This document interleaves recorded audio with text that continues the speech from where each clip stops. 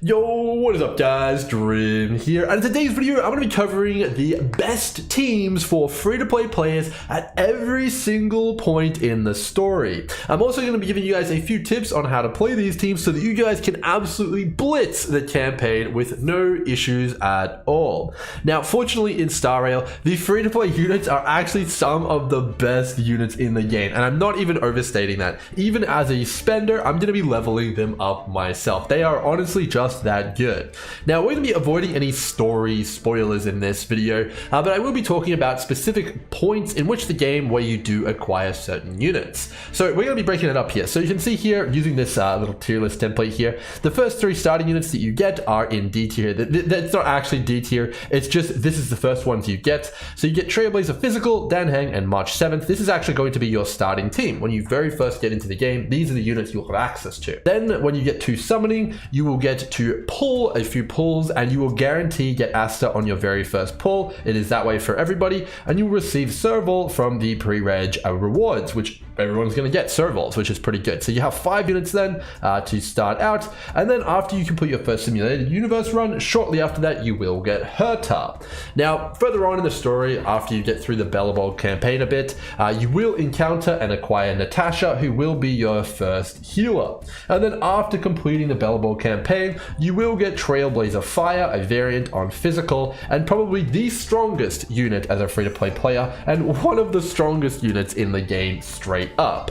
You will also gain access to Qin Yu after completing your first few Forgotten Hall runs, which happens shortly after Bellabog. So that is kind of the free-to-play trajectory there in terms of units you can expect and when to get them. So the question is, what kind of teams can you make, and how can you construct the most effective unit in order to crush that campaign and make sure you don't get into any sticky situations or hiccups? Alright, so my first piece of advice for everybody in the campaign is that you don't have to build an insane damaging team. It's much more effective to go full tank and really stack up the durability as opposed to going for maximum damage. There is no time limit on any of the fights. There is no stacking buffs on the bosses. The only objective really is to survive, and eventually you'll wear the enemy down. So if you can help it, you always want to go with a tankier team as opposed to a more offensive team, at least in the story. This is also true for the simulated universe, which you'll likely be using a lot of these free-to-play units in as well, which we'll try and cover as well. So your very first 3 units, as I mentioned, you don't really get an option in anything here because you are obviously playing a 4-man team and you only have 3 units, so you're going to use all of them, of course. So you're going to start out with Physical Trailblazer here. Physical Trailblazer isn't bad. It's a pretty good unit for free-to-play to start with, and it's going to be an effective AoE unit, one of the better ones actually, and it's able to break physical. Early on in the game, there is a lot of enemies who are very vulnerable to physical and a lot of AoE scenarios. So Trailblazer Physical is actually very good in the early game for breaking physical, and they're really going to be great. So if you notice that an enemy has physical weakness, you're definitely going to want to be spamming the skill of Trailblazer Physical here, which is going to be much more effective. Now, Dan Heng here is a insane single target beast. He is one of the best hunt characters, and I don't expect him to be going anywhere anytime soon on any free-to-play roster. Even as a spender, most people are going to be likely leveling up Dan Heng. He is actually that good. He's not on Sele levels of good, but he is a pretty good unit. I would rank him as like a 4.5 star just in terms of his kit alone. He has good damage, he's the wind typing, which is scarce, and he also has utility in his slow, which is pretty good. And it's not too difficult to get Eidolons on him either because he is a free-to-play unit. Very good. He's going to be, you're pretty much forced onto your team, so no problems there. There's Dan Heng introduction there. Next up is March 7th, probably one of the best defensive units in the game by far. She is basically going to be shielding whatever you need it, and those shields last a long time. So in this early team here, you've got quite a good stack of defense. In addition to that, March also has a lot of crowd control at its disposal, as well as a little bit of damage here and there. So the way this team is going to play out is as follows. If there is AoE on the table, you're going to be using Trailblazer Physical as your main damaging unit and spamming their skill and using the basic attack on Dan Heng.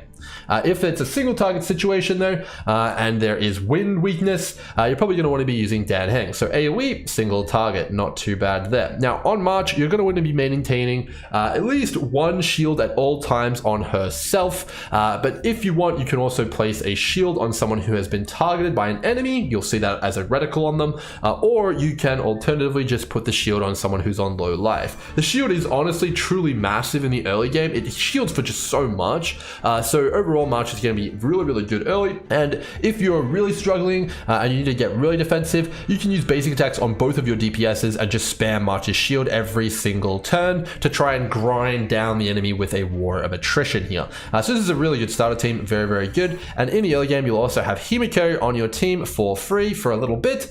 She acts as a bit of a trial, but this is a really good starting unit here. And overall, March is going to be a huge carry in terms of the defenses, so do not neglect using her shield. It's very good, as well as the freeze. All right, so the next two units we're going to be getting is Asta and Serval. So Asta and Serval are great units here. Serval specifically is going to be a absolute monster free-to-play unit. So the question is, what does your team look like after Himiko leaves and you get access to these other units here? Well, you have some options now. So most likely you're going to be adding in Asta as your support now. So you've got your sustaining shielder here in March, you've got Asta who is your support, and you've got Dan Heng and Trailblazer Physical here for your 2 damage dealers. So the way this team is now going to play out is that Asta will be spamming her basic, March will be using the shields as we discussed earlier, and Trailblazer Physical will be using their skill in AoE, and Dan Heng will be using it in single target. You'll now have way more skill points at your disposal thanks to the additional Asta, and Asta can also be used to use her skill here to break fire enemies, which you may start to encounter, which is pretty good. In this scenario where you want to use Asta's skill, you probably want to use both of your other characters here using their basic attack so you can still maintain March's shields and have a good amount of defense. It's really important to maintain March's shields. I can't stress that enough. It's very important as it gives her a ton of damage and it also gives your team a lot of survivability and durability. But we also did get Serval here. Now this is kind of a situation now where you can start to swap and change. So most likely you're not going to be swapping out these two guys. They are just too great in terms of their utility and what they provide. So March and Asta are pretty much going to be sticking around until you get to the next character point, which is going to be Herta and Natasha. So March and Asta will just say that they're locked in for now. These are the characters which you can start to swap out. So most of the time you're going to be looking at the weakness of the enemy. You know, if they're not weak to wind, you can swap out Dan Heng for your new Serval character here. If they're not weak to physical, but they are weak to wind, you can swap back in Dan Heng. Overall, if you're looking for the raw damage, which is the best raw damage team composition, this is the best raw damage team composition early. Serval, Dan Heng, Asta, March 7th. Because, you know, they just have the most damage. Trailblazer Physical is good for breaking, they're good for AoE physical kind of weaknesses there, but Serval is actually the better AoE unit. So an insane single target and insane AoE unit, this is going to be a pretty good combo. And this is probably what I would go with for the most part, unless you do actually in fact need to break physical, in which you can bring the Trailblazer Physical in when you need it. Now remember, don't forget to use those March 7th shields and only use Asta's skill if the enemy is vulnerable to fire. And then otherwise use her basic attack to really get those skill points for your 2 damage dealers so that you can deal big AoE damage or big single target damage. Next up, we're going to be getting Herta. So Herta is a pretty interesting character. Now, she's honestly not that good at damaging, at least in closed beta 3 she wasn't. Her damage is super low. Unfortunately, she also isn't very good at breaking either. March is actually a better icebreaker than Herta. Granted, if it's AoE, Herta can be very good.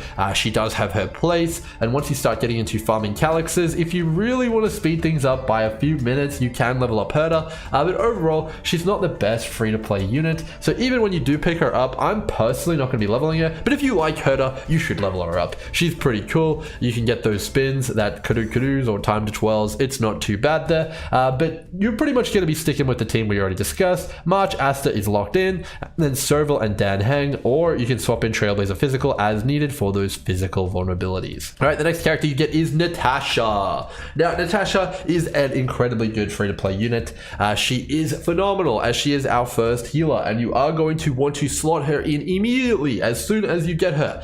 She is that good. So you're going to want to be swapping out March most of the time for Natasha, as March is good, but she is a preventative measure. She is going to shield someone before they take the damage. Natasha can allow you to take the damage and then heal it back, which is definitely a more powerful mechanic, at least in the early game when you're playing it out. So this is the team which I would probably recommend. Again, you can swap out the 2 DPS here for the physical Trailblazer as you need them. This is probably what I'd be looking at here though as a core team. Now, if you're getting into some sticky situations and you're finding yourself, you know, kind of stressed a little bit for the mitigation, you know, Natasha's just not cutting it in terms of the healing, you know, you're getting smashed down, you've been leveling up your gear, you've been leveling up your light currents, you've been leveling up your characters, and you're still getting beat down, you can, of course, go for a double defensive setup. And this is one that I absolutely do recommend using against harder content, especially Simulated Universe. If you're versing Simulated Universe, absolutely go with the composition I'm about to tell you.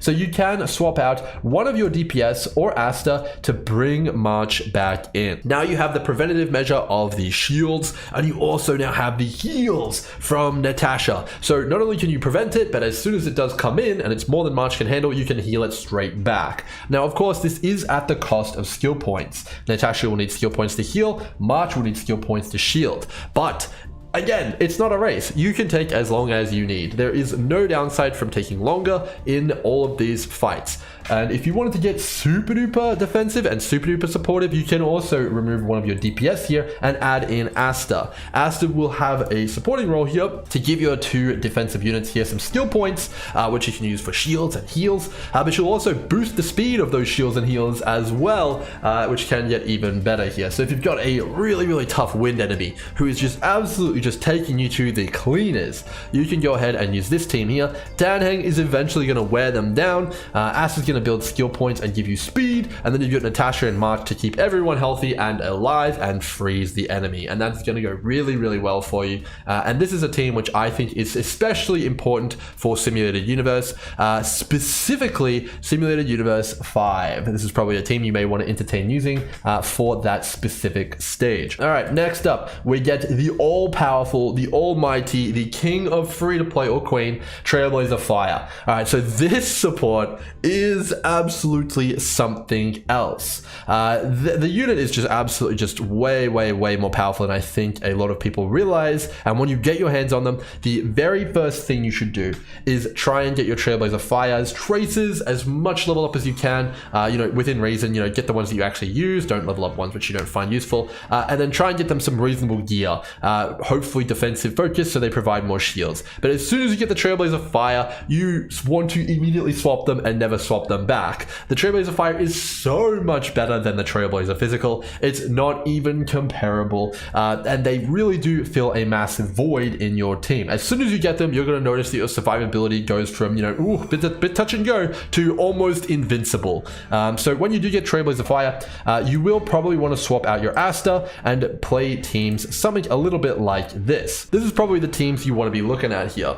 Now, you're probably thinking, how's the type coverage here? Do you have enough types? Well, you do have wind, you do have lightning, you now have fire pretty much permanently on your roster, and you do still have physical. Now, if you are worried about, for example, ice typing or something like that, again, you can swap into the triple tank comp now with March 7th. So basically what you've traded is a bit of speed on your Asta here for mega defense on your Trailblazer Fire here. So how's it all going to play out now when you get Trailblazer Fire? So Natasha is basically locked in, probably always going to be on your team. Trailblazer Fire is so overwhelmingly powerful, you're going to want to lock them in on your team. And situationally now, you can bring in a combination of Danheng, you can bring in a combination of March, and then you can also swap in and see as you see fit Serval, which is pretty damn good as well. So normally, when I was running through the campaign in CBT3, this is the team I would use, and if I came up against something really nasty like those Simulated Universe things I was talking about earlier, I would swap out Serval and I would bring in March for the big guns here. And that would be the mega tank team there, the triple defensive lineup.